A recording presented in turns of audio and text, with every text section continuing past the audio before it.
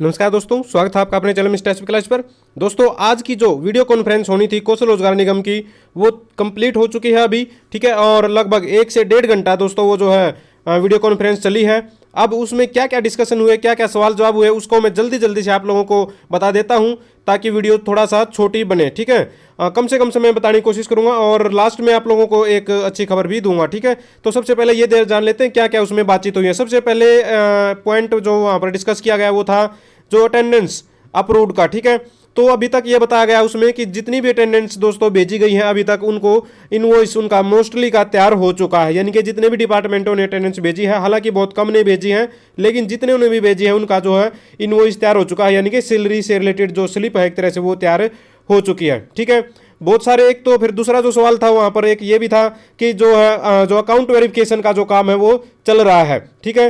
तो हमारा बहुत सारे कैंडिडेट हैं जो हमारा हुआ है कि हमारा नहीं हुआ, ऐसे सवाल उठाते हैं, भाई हमारे पास 1 रुपया आ गया है, वेरिफिकेशन हो गया है, हमारे पास नहीं आया है। तो बहुत सारे अकाउंट ऐसे भी हैं जो वेरीफाई नहीं हुए हैं, वो रिजेक्ट हो गए हैं, वो फेल हो गए हैं जब उनको वेरीफाई करते हैं, ठीक है। तो ऐसे उनको अकाउंटों का वेरिफिकेशन भी चल रहा है। लगभग 3,000 जो अकाउंट उनको जो है एक तरह से वेरिफिकेशन जो वो फेल हो गया है, ठीक है। उनकी जो इन्फॉर्मेशन दोबारा मांगी जा रही है, जिसका भी फेल हुआ, किस कारण से फेल हुआ है वो डिपार्टमेंट बताएगा, ठीक है। इसके बाद एक और था पे प्रोटेक्शन का, ठीक है। तो पे प्रोटेक्शन का अप्रूवल भी चल रहे हैं। बहुत सारे कैंडिडेटों के पास मैसेज आया था जिनकी सैलरी कम हो गई थी, तो अपना पे प्रोटेक्शन का ऑप्शन यूज कीजिए ताकि आपकी सैलरी जो पुरानी है ज़्यादा वाली वो आप लोगों की बनी रहे, ठीक है। तो उनका पे प्रोटेक्शन का अप्रूवल भी चल रहा है। बहुत सारे कैंडिडेटों का पे प्रोटेक्शन अप्रूवल हो चुका है। कुछ का जो है कैंसिल हुआ था। वो कैंसिल क्यों हुआ था? क्योंकि उनका जो है उसमें नया ऑप्शन दिया गया था, भाई एक तो आपका जो डीडीओ है उससे आपको वेरीफाई करवाना, आपका स्टैंप या सिग्नेचर करवाने हैं, ठीक है। और दूसरा जो डीडीओ के ऊपर जो भी सुपरवाइजर ऑफिसर है या फिर उसका सीनियर जो भी है डीडीओ का,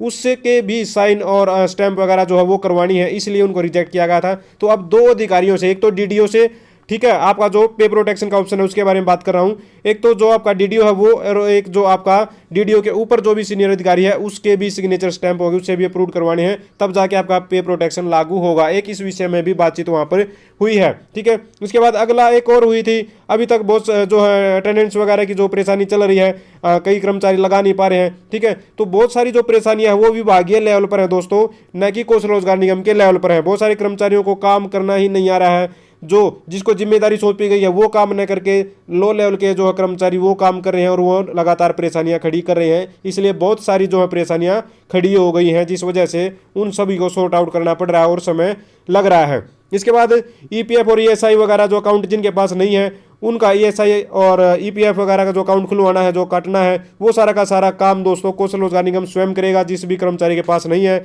इस विषय पर हमने जो लेटर जारी किया गया था या फिर कौशल रोजगार निगम की वेबसाइट पर जो डाली गई थी इन्फॉर्मेशन, वो भी हमने आप लोगों को बता दी थी वीडियो के माध्यम से कई दिन पहले ही। लेकिन आज भी वो डिस्कस किया गया है कि जो ईपीएफ पीएफ अकाउंट खुलवाना होता है वो सारा का सारा कौशल रोजगार निगम अपने आप करेगा, ठीक है।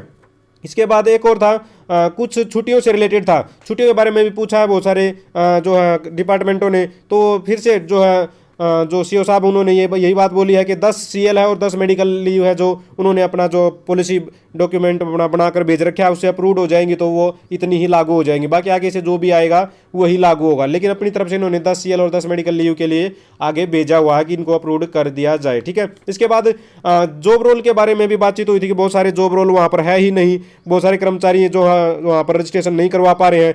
तो आज बताया गया दोबारा से कि लगभग 900 जो है जॉब रोल वहाँ पर इकट्ठा हो गए हैं। पहले थोड़े से कम थे, अब और ज़्यादा जॉब रोल वहाँ पर इकट्ठा हो गए हैं। उनको अप्रूव्ड उनमें से छांटना पड़ रहा है कि भाई कौन सा ठीक है कौन सा गलत है, या फिर एक ही मतलब अलग अलग डिपार्टमेंटों ने एक ही जॉब रोल भेज दिया है, उनको मैच करना पड़ रहा है कि भाई ये सेम तो नहीं है। इस तरह का जो है बहुत सारा काम है, क्योंकि कर्मचारी कौशल रोजगार निगम के पास अभी बहुत ही कम है, अधिकारी बहुत ही सीमित है, जिस वजह से सारी की सारी परेशानी खड़ी हो रही है, काम समय पर नहीं हो पा रहा है। यहाँ कौशल रोजगार निगम की भी गलती नहीं है क्योंकि वहाँ पर कर्मचारी ही नहीं है। इसके बाद एक और था कि नए ज्वाइनिंग लेटर, एक साथी ने कमेंट हमारे पास भी किया था, उसके विषय में भी पूछा गया था इस मीटिंग में, नए ज्वाइनिंग लेटर क्यों नहीं आ रहे हैं। देखिए कुछ पॉलिसी मेकिंग जो है परेशानियाँ चल रही हैं, कुछ चेंजिंग की गई थी पॉलिसी में, इस वजह से जो है नए ज्वाइनिंग लेटर जारी यानी कि ऑफर लेटर जारी नहीं किए जा रहे हैं लगभग 20 दिन से, ठीक है। अब जो नई पॉलिसी तैयार हो रही है उसके तहत अब नए ज्वाइनिंग जो ऑफर लेटर है उनको जारी किया जाएगा। अभी तक जो आज की मेन मीटिंग थी उसका जो मुख्य उद्देश्य है वो यही था कि जितने कर्मचारी ज्वाइन कर चुके हैं उनकी सैलरी किस तरह से जारी की जाए जल्दी से जल्दी, ताकि उनकी जो सैलरी आ सके, उनकी जो परेशानियां हैं उनको दूर करके जल्द से जल्द उनकी जो अप्रैल की सैलरी डाली जा सके उनके खातों में। आज का मुख्य मुद्दा जो है मीटिंग का यही था। इसके बाद एक और जो है जारी किया गया था, भाई बहुत सारे कर्मचारी ऐसे हैं जो अभी काम कर रहे हैं लेकिन उनके ज्वाइनिंग लेटर नहीं आए हैं, ठीक है, काम तो कर रहे हैं लेकिन ज्वाइनिंग लेटर कौशल रोजगार निगम की तरफ से नहीं आए हैं, वो क्या करें। तो उसमें ये बात बोली गई है कौशल रोजगार निगम की तरफ से कि वो अपने एचओडी हैं जो उनसे अप्रूवल ले लें कि जो कर्मचारी पहले काम करें वो ऐसे कैसे अपना काम करते रहें, 2 महीने 3 महीने का उनका जो टेंडर बढ़ा दें, तब जब तक कि उनके ऊपर लेटर नहीं आते हैं वो अपना जो है डिपार्टमेंट लेवल पर बातचीत कर लें, उसका एचओडी है जो डिपार्टमेंट का वो इसको सॉर्ट आउट कर देगा इस परेशानी को, ठीक है। इसके बाद एक और बात बोली गई थी कि भाई अटेंडेंस, बहुत सारे कर्मचारी बोल रहे थे कि हमने जो डिपार्टमेंट के भाई हमने अटेंडेंस लगा दी लेकिन अभी तक इनवॉइस तैयार नहीं हुआ है। तो ये बात बताई गई कि कल रात 12 बजे तक जितने भी जो अटेंडेंस आई थी उन सभी का इनवॉइस तैयार हो चुका है, अपना चेक कर लें विभाग भाई हमारा बना है या फिर नहीं बना है इनवॉइस, ठीक है। इसके बाद एक और था ये बात देखने में आई कि वहाँ पर जो कौशल रोजगार निगम की तरफ से जो अधिकारी बैठे हुए थे, मतलब कोई भी अधिकारी है परेशान हो जाए, इतने सारे सवाल, इतनी सारी गलतियां जो है कर्मचारी कर रहे हैं अलग अलग विभागों में कि ऐसी गलतियां किसी से भी सहन नहीं हो सकता।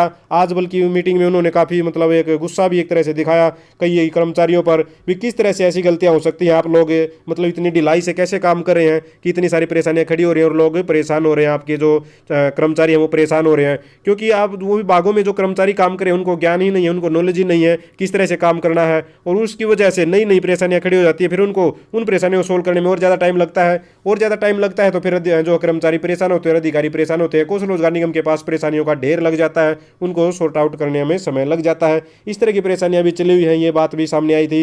इसके बाद यहाँ पर एक और बात जो सामने निकल कर आई थी, जिनका अकाउंट वेरीफाई हो गया है, जिनकी उनको जो है लिस्ट भी भेज दी गई है डिपार्टमेंटों को, जिनका अकाउंट वेरीफाई हो चुका है भाई इनका जो अकाउंट वेरीफाई कर दिया है आपके डिपार्टमेंट में, ठीक है। इसके बाद एक बात और सामने निकल कर आई, जो भी कर्मचारी भारत सरकार की तरफ से मतलब अपने सैलरी ले रहे हैं, भारत सरकार की किसी स्कीम में काम करें जैसे एनएचएम वगैरह के कर्मचारी हैं, उनको कौशल रोजगार निगम में नहीं जोड़ा जाएगा। ये बात स्पष्ट कर दी गई है आज की मीटिंग में। पहले भी हमने आप लोगों को बताई थी वीडियो के माध्यम से ये बात, लेकिन आज फिर से ये मुद्दा उठाया था तो आज फिर से क्लियर कर दी गई है कि भारत सरकार की स्कीम से पैसे लेने वाले कर्मचारी कौशल रोजगार निगम में शामिल नहीं हो गए, या फिर किसी कर्मचारी का अगर हरियाणा गवर्नमेंट मतलब से बाहर कोई मान लीजिए कहीं किसी डिपार्टमेंट में अदर स्टेट का कर्मचारी है, वहाँ पर उसका एक्सपीरियंस है, तो वो कर्मचारी यहाँ पर कौशल रोजगार निगम में अप्लाई नहीं कर सकता, भले ही उसके पास कितने साल का एक्सपीरियंस हो।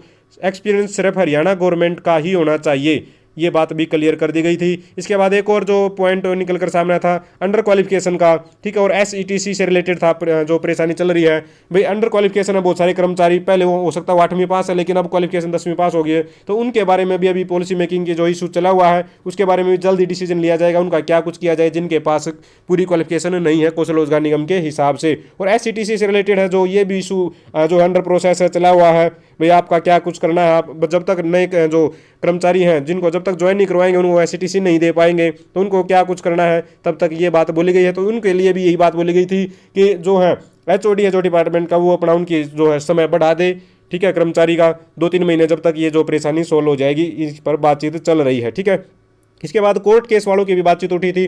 कोर्ट केस वालों की बातचीत ये थी कि भाई उनको ज्वाइन करवाएं, उनकी सैलरी देनी है नहीं देनी क्या कुछ करें, तो उसमें ये बात बोली गई थी कोर्ट केस जिन्होंने किया हुआ है उनकी अटेंडेंस आप लोग भेज दें, और साथ में मतलब ये मेंशन कर दें कि इनका जो अंडर कोर्ट केस जो है प्रोसेस चला हुआ है, ठीक है, तब तक उनकी सैलरी आ जाएगी, या फिर जो भी कोर्ट का डिसीजन होगा उसके हिसाब से आगे उनको मतलब चेंज कर दिया जाएगा, जो भी चेंजिंग आएगी, लेकिन तब तक उनकी सैलरी तो कम से कम आ जाएगी। एक ट्रांसफर से रिलेटेड भी बातचीत जो है उठी थी लास्ट में।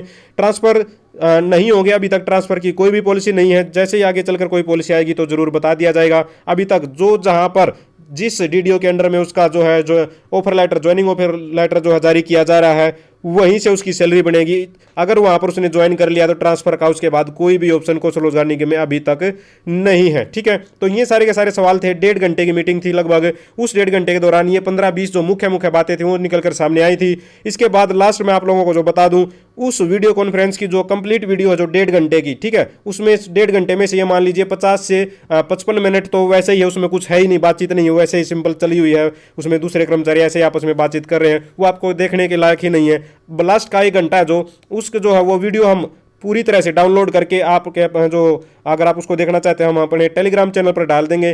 टेलीग्राम चैनल से उस वीडियो को डाउनलोड करके अपना खुद ही देख लेना, अच्छे से रोक के देख लेना क्या कुछ उसमें पूछा गया, क्या कुछ उसमें बताया गया है। ठीक है, तो टेलीग्राम चैनल पर कुछ समय के बाद उसको डाल देंगे। अभी इस वीडियो को देखने के लिए आप लोगों का बहुत बहुत धन्यवाद। अगर आप भी चाहते हैं हरियाणा में एजुकेशन से रिलेटेड कौशल रोजगार निगम से संबंधित सभी प्रकार की जानकारी समय पर पाना तो चैनल को जरूर सब्सक्राइब करें, वीडियो को लाइक करें, दोस्तों के साथ शेयर करें। Thank you very much.